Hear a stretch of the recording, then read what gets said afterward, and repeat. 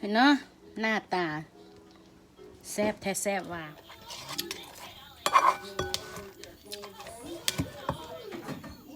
แซ่บแล้วพี่น้องเหมือน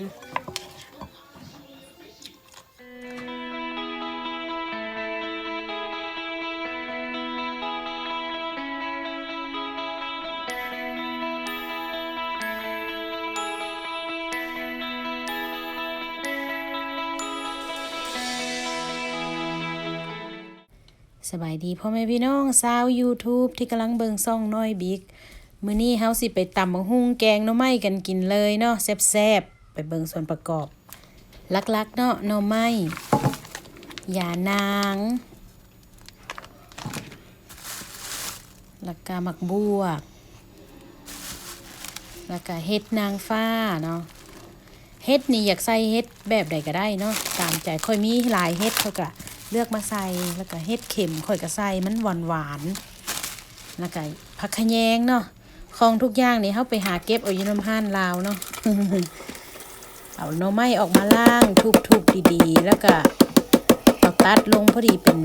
คำเฮาทุบแล้วเฮาก็ไปตัดลงหม้อ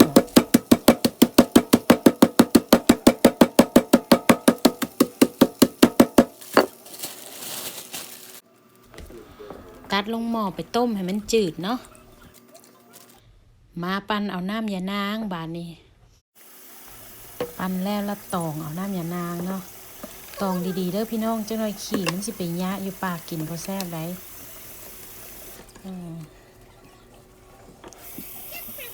เอาปั่นอีกรอบหนึ่งเนาะ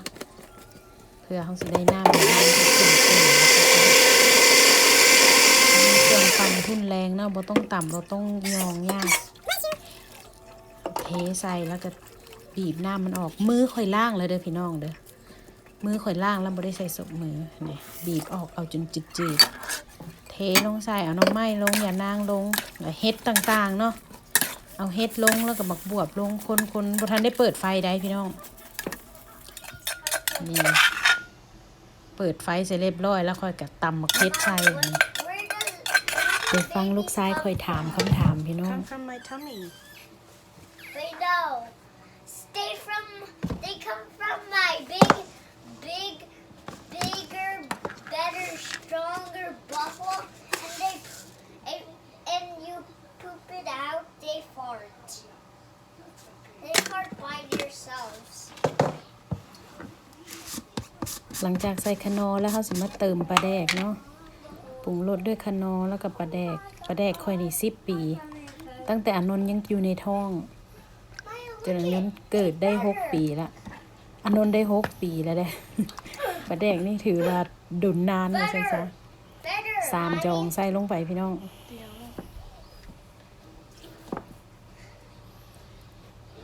ใส่ปลาแดก3 จองแล้วค่อยกระสิตามด้วยแป้งนัวอีกปลายบวง1ว่าเส้นซะ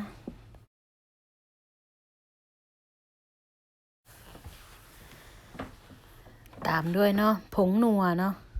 ผงนัวนี่เอาตามใจแล้วเด้อแต่ค่อยใส่ปลายบวงนิดนึงใส่หลายแซ่บหลายใส่หน่อยก็แซ่บหน่อยแล้วแต่เนาะเทมันลงไปแล้วก็แซ่บคักว่าจั่นมาเบิ่งหน้าตาเลยเห็นบ่พี่น้องเป็นตาแซ่บหอมคันแม่นหอมทะลุจอได้นี่โอ้ยเอาเข้ามาคุยถ้าเบิ่งตอนค่อยซีมยังว่าคนเข้ากันเรียบร้อยแล้วเฮาก็มาตำข้าวเบื่อใส่เนาะ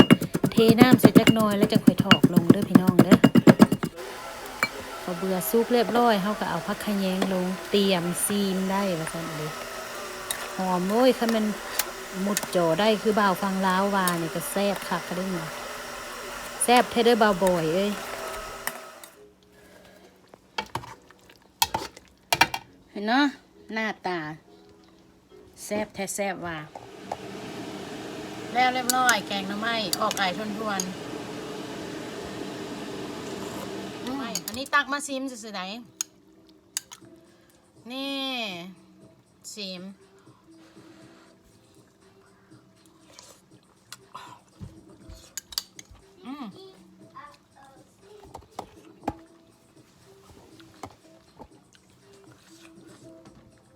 It's very yummy but super hot ฮ้อนนะมันหากระป๋องออกจากหม้อนี่นะ bamboo soup ขอขอบใจสมการกดติดตามกดไลค์กดแชร์ Subscribe เป็นกำลังใจคนไก่บ้านอย่าลืมนะเห็ดยังกินง่ายๆกินได้หลายๆ by Valentus เนาะกินได้ตลอด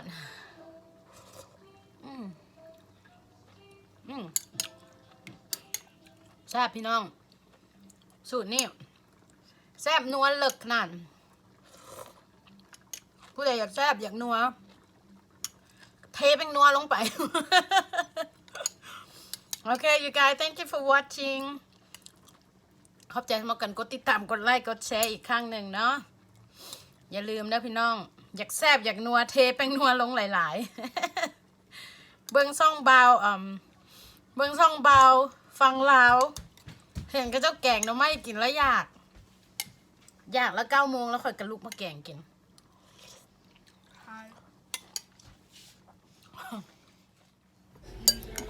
ซิมต่อพี่น้องขอบใจพี่น้องกดไลค์กดแชร์แล้วบ่แล้วซิมต่อซิมถ้วยหนึ่งยังบ่เอ็มยังบ่พอซิมวันนี้เอาข้าวมาพร้อมปั้นหนึ่งพี่น้องกินเข้าไป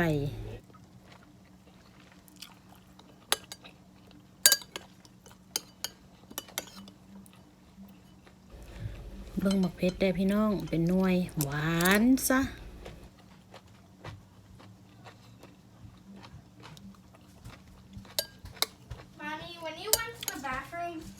Did you see that giant shark?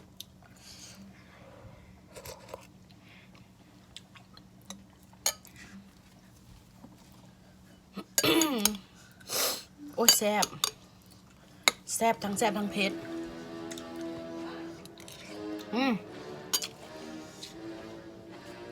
จ่ายแล้ว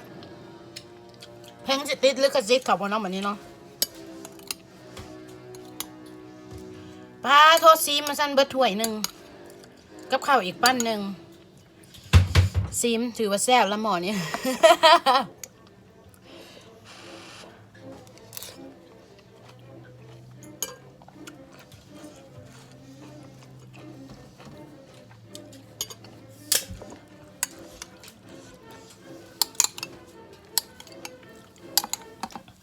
เฮ็ดอันนี้ก็แซ่บ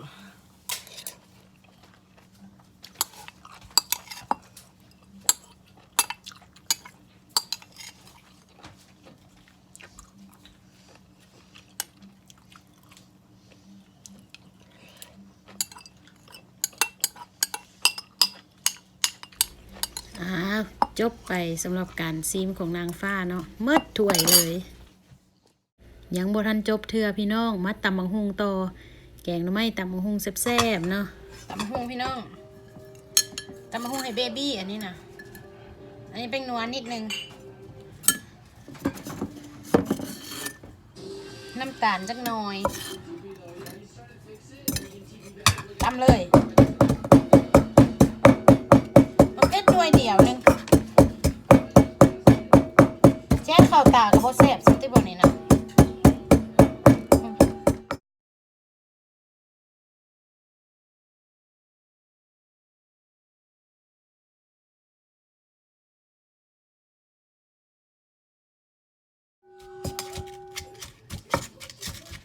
ต้มปกนี่นะพี่น้องตำถึกม่องว่าสั้นปานอันคล้องอยู่วัดประแดกของนางเองหายนี่ต้องมีกระปูนาใส่น้ำ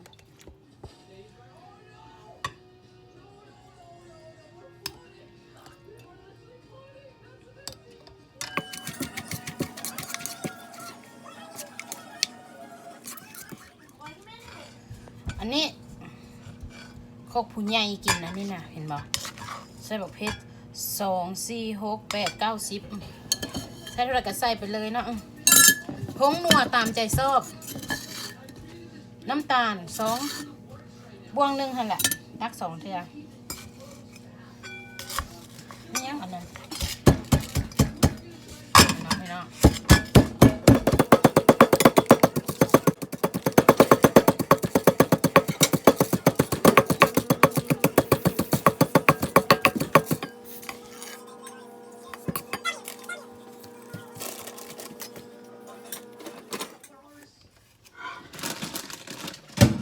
เล่นซอยลงค่ะ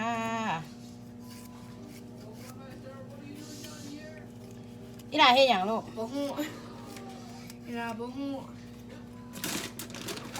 บ่ฮู้จังไดอีหลาเบิ่งกล้องว่าสิต่อ เบิ่งกล้อง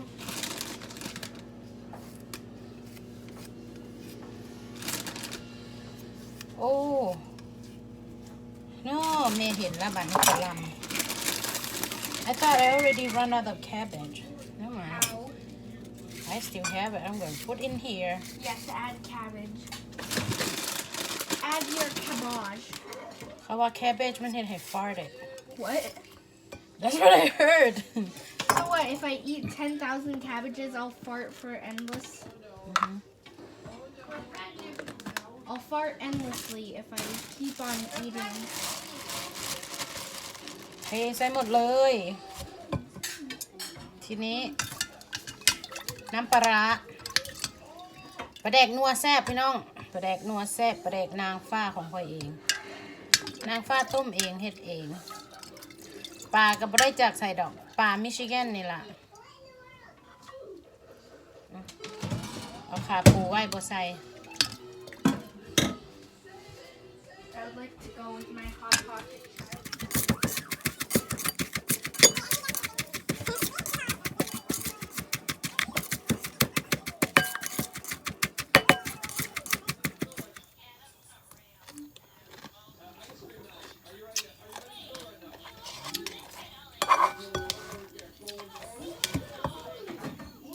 ทราบแล้วพี่น้องมัน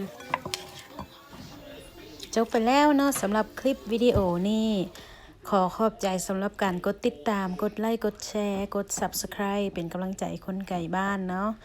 และขอขอบใจ Valentine's เนาะผลิตภัณฑ์ดีๆ One cup today can change the world อย่าลืมเนาะอยากหุ่นดีน้ำหนักลงบกลับมาตุ้ยเนาะ